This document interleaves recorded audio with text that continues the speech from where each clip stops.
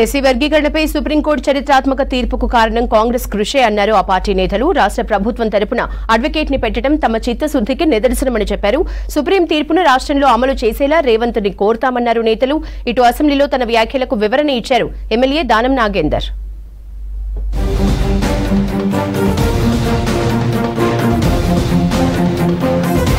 SC వర్గీకరణ విషయంలో supreme court తీర్పు హర్షణీయమన్నారు ఎమ్మెల్యే కడియం శ్రీహరి. తాను కూడా దండోరా ఉద్యమంలో పాల్గొన్నానని తెలిపారు. వర్గీకరణ కోసం పోరాటం చేసిన మాదిగ దండోరా ఎంఆర్పీఎస్ నాయకులకు అభినందనలు చెప్పారు కడియం. ఎంఆర్పీఎస్ నాయకత్వంలో ఉమ్మడి ఆంధ్రప్రదేశ్లో దండోరా పేరుతో బ్రహ్మాండమైన సామాజిక ఉద్యమం జరిగింది.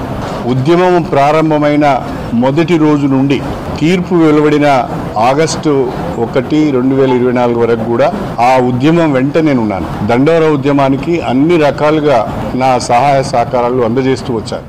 భూ రికార్డుల ప్రక్షాళన పేరుతో రైతులను తీవ్ర ఇబ్బందులకు గురి చేశారన్నారు కాంగ్రెస్ నేత కోదండరెడ్డి. ధరణి పోర్టల్తో లక్షల కుటుంబాలు భూ హక్కులు కోల్పోయారని తెలిపారు. కమిటీ నిర్ణయం మేరకు 15 రోజుల్లో స్పెషల్ డ్రైవ్ నిర్వహించి 1,70,000 దరఖాస్తులు పరిష్కారం చేశామన్నారు. గత ప్రభుత్వంలో తీసుకున్న ఈ ధరణి, దానివల్ల వచ్చిన చిక్కులు, ఇవి పేరుకుపోయి కొన్ని లక్షల ఎకరాల భూమి పరిష్కారం కాకుండా ఉండిపోయింది. అందుకే ఒక పక్కన కమిటీ నిర్ణయం మేరకు స్పెషల్ డ్రైవ్ 15 రోజులు జరిగింది.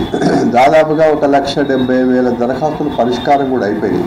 ఇట్లాంటివన్నీ కూడా పరిష్కారం చేయడానికి నిన్న ఒక చరిత్రాత్మకమైన చట్టం శాసనసభలో పెట్టబడ్డది. తెలంగాణలో ఉన్న రైతాంగానికి భూమి హక్కు రావాలనే ఉద్దేశంతో నిర్ణయం తీసుకున్నది. దామాషా ప్రకారం రిజర్వేషన్లు అమలు చేయాలన్నారు మాజీ ఎమ్మెల్యే సంపత్ కుమార్. కోర్టు ఇచ్చిన జడ్జిమెంట్ అమలయ్యేలా ప్రభుత్వం చూడాలన్నారు. టూరిజం ప్లాజాలో దళిత ఎమ్మెల్యేలు సమావేశం నిర్వహించారు. బీఆర్ఎస్ ఒక్కరోజైనా వర్గీకరణపై పోరాడిందా అని ప్రశ్నించారు సంపత్. ఎస్సీ వర్గీకరణపై అసెంబ్లీలో ముఖ్యమంత్రి చేత ప్రకటన ఇప్పించామన్నారు నకరికల్ ఎమ్మెల్యే వేముల వీరేశం.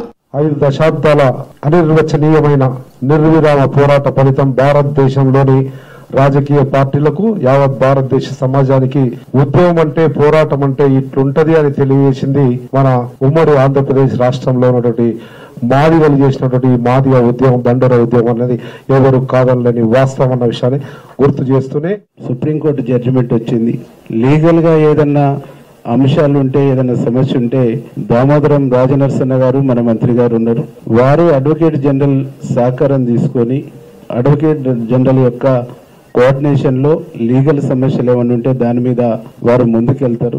మేనిఫెస్టోలో ఇచ్చిన హామీ మేరకు అసెంబ్లీ సాక్షిగా కాంగ్రెస్ పార్టీ జాబ్ క్యాలెండర్ ప్రకటించిందన్నారు ఆ పార్టీ ఎమ్మెల్సీ బల్మూరి వెంకట్. నిరుద్యోగులకు, యువతకు భరోసా ఇచ్చేలా జాబ్ క్యాలెండర్ ప్రకటించిన రేవంత్ సర్కార్ కు కృతజ్ఞతలు చెప్పారు వెంకట్. ముఖ్యమంత్రి రేవంత్ రెడ్డి గారు కాంగ్రెస్ పార్టీ మేనిఫెస్టోలో చెప్పిన విధంగా, పెట్టిన విధంగా చాలా స్పష్టంగా ఏదైతే నిరుద్యోగులకి సంబంధించి జాబ్ క్యాలెండర్ ని ప్రకటిస్తామో అసెంబ్లీ సాక్షిగా దీనిపైన ఏదైతే క్లారిటీ ఇస్తామని చెప్పి గౌరవ ముఖ్యమంత్రి గారు చెప్పిన విధంగా ఈరోజు అసెంబ్లీ సాక్షిగా ఏదైతే జాబ్ క్యాలెండర్ ని ప్రకటిస్తూ దానికి నిరుద్యోగుల పక్షాన, తెలంగాణ రాష్ట్రంలో ఉన్న యువకుల పక్షాన, అందరి పక్షాన వారికి కృతజ్ఞతలు తెలియజేస్తూ ఉద్యోగాల భర్తీ కోసమే జాబ్ క్యాలెండర్ విడుదల చేశామని తెలిపారు కాంగ్రెస్ నేతలు. నీళ్లు, నిధులు, నియామకాల అంశాన్ని బీఆర్ఎస్ తుంగలో తొక్కిందని విమర్శించారు. జాబ్ క్యాలెండర్ విడుదల చేస్తే రాజకీయం చేయడం సిగ్గుచేటన్నారు. నీళ్లు, నిధులు, నియామకాల ట్యాగ్ లైన్ తో ఏర్పడిన రాష్ట్రం ఇది. ముల్కీ ఉద్యమ పునాదుల మీద తెలంగాణ రాష్ట్రం ఏర్పడింది. కానీ గతంలో ఈ రాష్ట్రాన్ని పరిపాలించిన టీఆర్ఎస్ ఏలియాస్ బీఆర్ఎస్ కనీసం జాబ్ క్యాలెండర్ అనే మాటను ఎక్కడ ఉచ్చరించలేదు. మీరు ఇచ్చిన ఉద్యోగాలు కూడా లీకేజీలు, ప్యాకేజీలతోటి ఎన్ని జీవితాలు డ్యామేజ్ అయిపోయినాయి, ఎంతమంది నిరుద్యోగులు ఆత్మహత్య చేసుకున్నారు. పబ్లిక్ సర్వీస్ కమిషన్ మేము మార్చిన తర్వాత, ప్రక్షాళన చేసిన తర్వాత ఈ బృందం కేరళకు అధ్యయనం చేసింది. అసెంబ్లీలో కామెంట్స్ పై వివరణ ఇచ్చారు ఖైరతాబాద్ ఎమ్మెల్యే దానం నాగేందర్. తాను మాట్లాడింది హైదరాబాద్ భాషేనన్నారు. బీఆర్ఎస్ సభ్యులు సీఎం రేవంత్ తో పాటు తనని కించపరిచేలా మాట్లాడటం వల్లే సహనం కోల్పోయి మాట్లాడానని చెప్పారు. ఖైరతాబాద్ నియోజకవర్గంలో ప్రభుత్వ పథకాల లబ్ధిదారులకు చెక్కులు పంపిణీ చేశారు దానం. దానికి వారు అడ్డుపడ్డారు కాబట్టి ఆవేశంగా మాట్లాడడం జరిగింది. దానికి మరి ఒకసారి కూడా నేను చెప్తా ఉన్నాను, ఇలాంటి వ్యవహారం మీరు చేయకూడదు.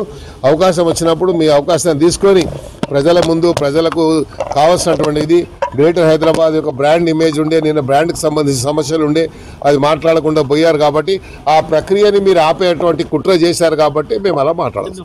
ప్రజాప్రతినిధుల మాటలను వక్రీకరించి దుష్ప్రచారం చేస్తున్న వారిపై కఠిన చర్యలు తీసుకోవాలని సైబర్ క్రైమ్ పోలీసులకు ఫిర్యాదు చేశారు ప్రభుత్వ whip Dornakal MLA Ramachandar Nayak. Social మీడియాలో కావాలని తప్పుడు ప్రచారం చేసే వారిపై కఠినంగా వ్యవహరించాలన్నారు.